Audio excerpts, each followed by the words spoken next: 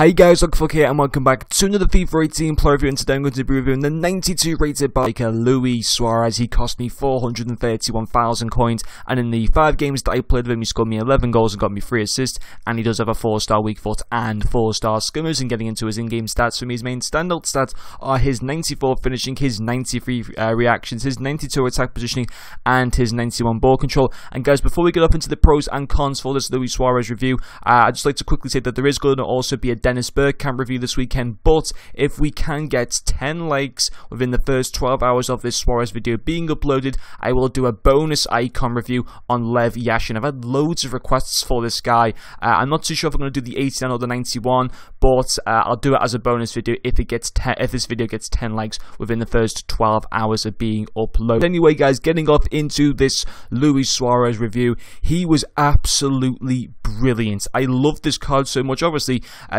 being a Liverpool fan, I got to see this guy for years and years, doing so well for Liverpool, and seeing him progress from the young player in Ajax to the god that he essentially is now. And it was just amazing just to see how much he progressed at his time at Liverpool. It was fantastic. But getting off though into the pros for this card, for me his first pro was his finishing. His finishing is deadly. 94 finishing on a gold card.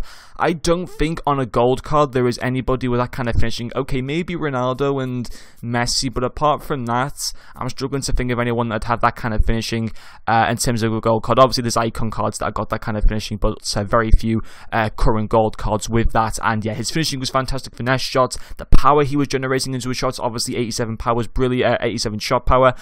His long shots were pretty decent. Just in general, a fantastic player, and I was so confident with finishing him with him as well. 83 composure was pretty decent. I would have liked that to have been a little bit higher, but I suppose 83 is still pretty decent to have.